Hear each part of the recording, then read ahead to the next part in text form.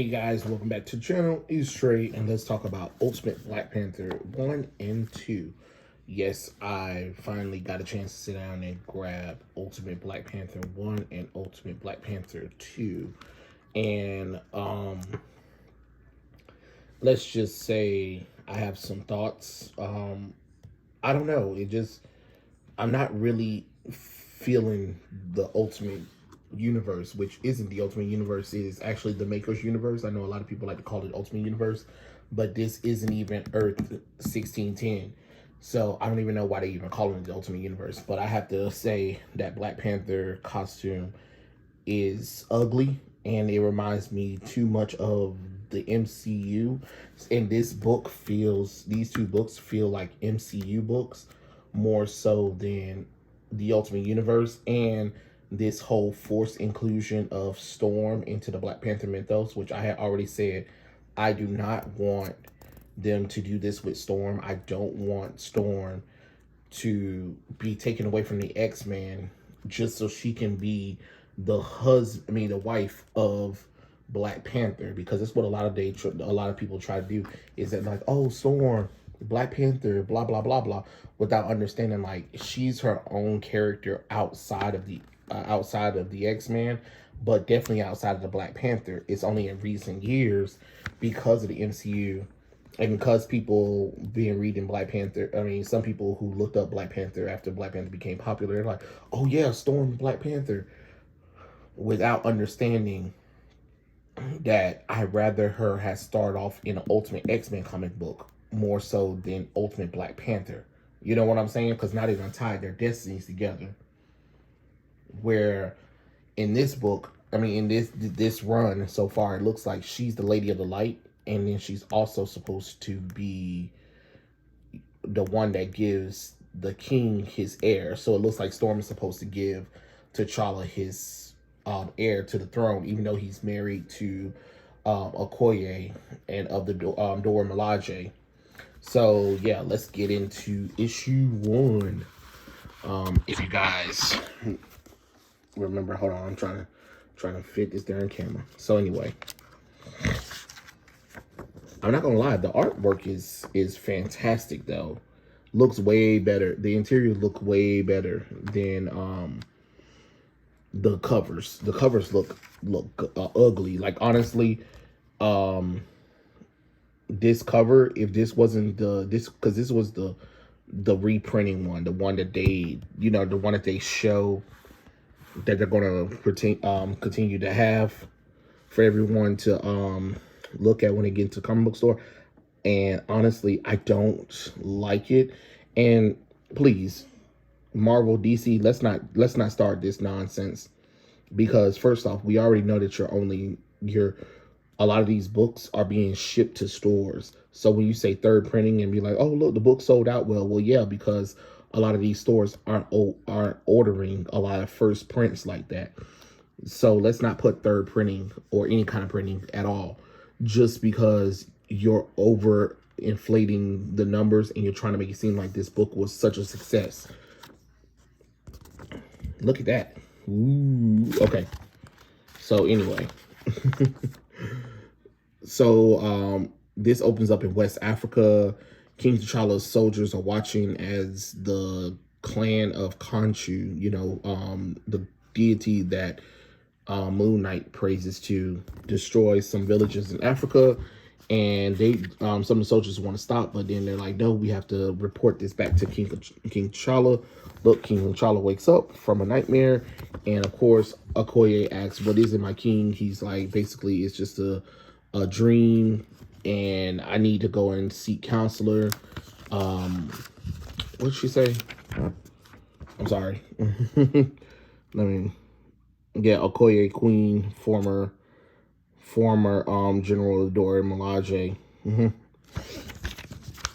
he was like, traditions need to change. Oh, and look, I'm sorry, look, here's the whole thing. The diabolical genius known as the Maker uses time travel to create his ideal Earth by systematically preventing anyone from ever becoming a superhero, and by establishing a secret counselor of supervillains that rules the world from the shadows. But recently, the Maker was locked away in a place called the city, and now the Maker's Counselor work to further exercise their influence on the world, including Ra and Khonshu, who oversees the continent of Africa. But just as the city doors close, the doors of Wakanda are impenetrable kingdom concealed from the rest of the world has begun to open.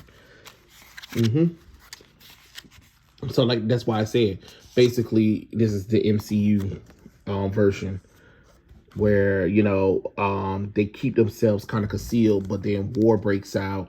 I'm just going to spoil it. The father gets killed by one of the people from who sided with Khonshu and Raw, and now it done started a war. Let's see. It's written by Brian Hill and artist Stefan Castile. Okay, so Stefan Castile is doing really good job. I don't know whose cover I got. Do they even say? Hold on, let me see. No, they don't say. Hold on, let me see. No, I don't know. And honestly don't care. But anyway, here's the Black Panther going to the Sentinel throne. And then, of course, his father is still alive, T'Chaka. And, of course, he says, hey, there's only dreams. He talks about his dreams. And he was saying you have to seek counselor with, what's what they call it? The Vondu Khan. The Vondu Khan. I don't even know if I said that right. The Vondu Khan. But, T'Chaka warns him you can't trust them, but they are valuable allies to listen to. And he goes to the Vanku tribe, and the lady tells him, like, you're going to find the Lady of the Light, and she's going to give you an heir, and she will help you rule Wakanda, pretty much. Okay, so then they get back over there. That's Shuri, which she looks like she has more of a body and physique than the actress who played her in the movie. And they tell her about everything. They tell them about everything that happened, and T'Challa dismisses them, while Shuri's saying, like, hey, you can't just stand there and just sit by while the nations around us are getting attacked or whatever. And basically, T'Challa's trying to tell her that the reason why he hasn't made any moves is because nobody knows that Wakanda exists so far, and that gives them the edge. So therefore, they can talk about what they need to do for their next movements. But Shuri kind of wants to, like, go and stop these people, like, immediately. And he was like, when the time comes, we will. And basically, Okoye, after Shuri leaves, is saying that, we have to be careful about this. And I agree with your situation. And I think Shuri does. She's just impatient about the whole situation. But you have to be careful. Then, of course, Princess Shuri is getting talked to by some bald-headed girl. I don't care. Honestly, Abelin, the captain of the arms of the Dora Milaje, and she said, I want our enemies to fear us, so that way they can stop messing with the innocents. And she said, if they trespass here, they'll be the first to know our strength. And of course, Khonshu once again goes to another place around and destroys that as well. And Killmonger appears and stops them. And then he's like, he tells someone to attack, and bam, thunder crashes. You see that? And then it's the Lady of the Light. But Killmonger and the Wind Rider will. Like, if nobody else will protect you guys, then we'll protect you. And of course, the annual celebration of life, T'Challa is speaking to his people. That's going on. And then, look, we see the mysterious figure right here who's going to betray them, which is kind of obvious. And everything is going on, and monitoring everything or whatever. and T'Challa is telling them like, without them, he would be nothing. And then one of the ladies, she was like, for Khonshu, for Raw. And the king gets up and he pushes T'Challa away. His father dies in the explosion, and he transforms into the Black Panther. And he was like, now that they have um, declared war on us, now Wakanda is at war. And then that's how that one goes right there. So that was issue number 1. Issue number 2. Issue number 2. Among them are Raw, Collective Known, Moon Knight, who oversees Africa, blah, blah, blah, blah. Recently, Raw and Khonshu began a campaign of violence across the continent, stirring dissonance in Wakanda over whether to fight back. King T'Challa refused to strike in the name of protecting his kingdom from war, though his sister believed that they're morally responsible to defend the innocent and vulnerable. But when T'Challa's father is publicly assassinated in the name of Moon Knight, the decision was made. So now here we are. Yeah. I still don't know which cover this one is. Oh, wait, never mind.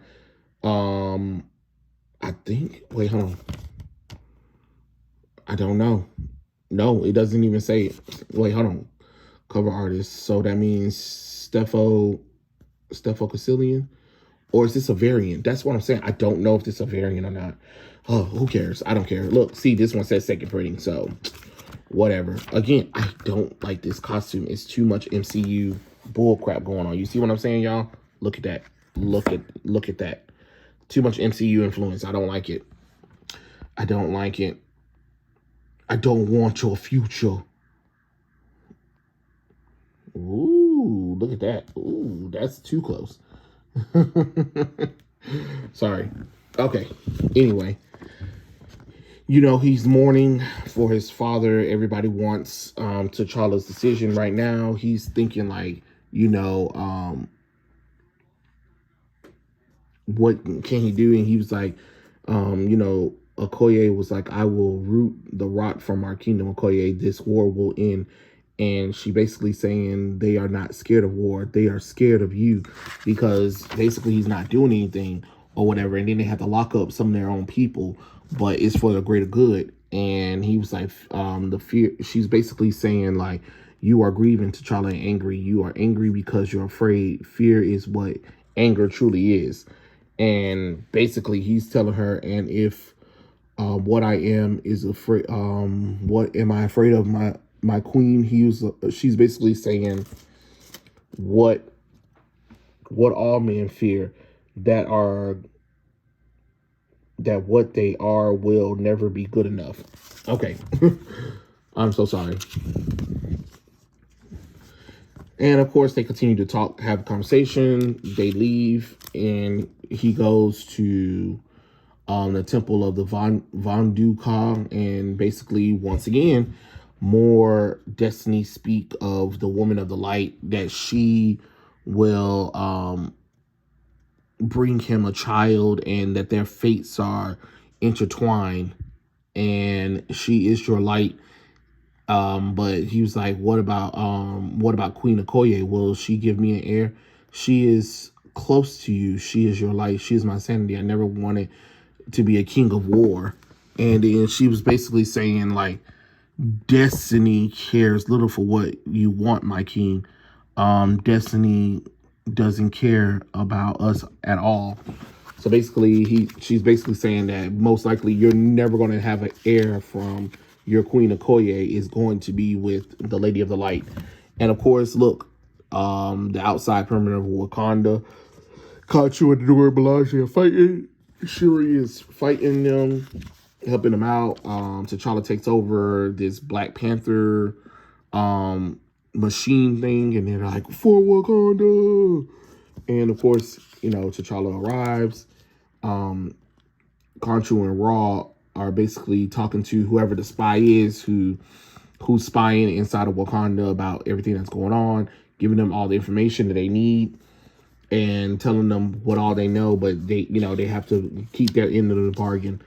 and they're in the war room, and T'Challa was like, everybody in here is the people I can trust, because nobody else outside of this room I can't trust, because somebody knew something, and nothing leaves this room.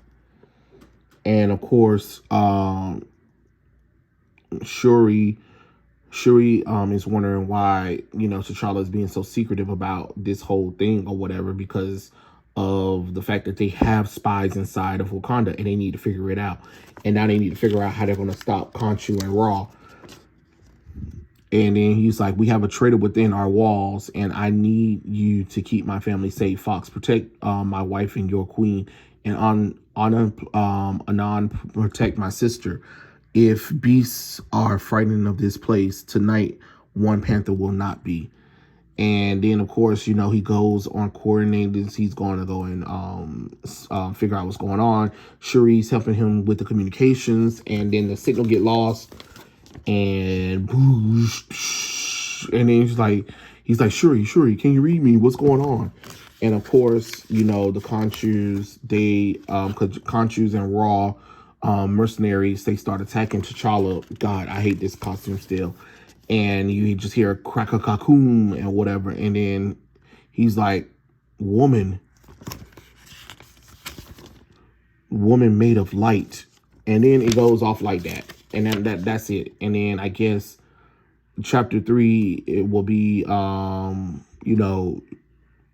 Storm and Killmonger teaming up with Black Panther. But yeah, that's really it. Overall, it's a decent story. It's not really anything interesting. Like I said, it feels too much MCU-ish to me personally. And it feels like it's them trying to take the Black Panther movie and trying to expand upon it. But I don't know if I really care for that kind of thing.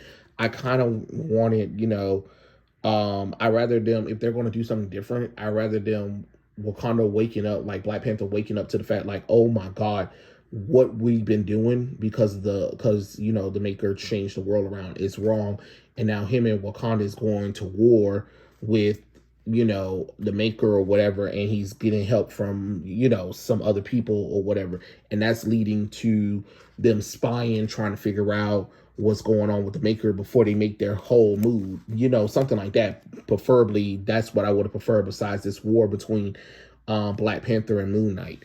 But yeah, those are my thoughts. Tell me what you guys think in the comments below. Did you guys read Ultimate Black Panther? Let me know, and I'll catch you guys later. Peace out.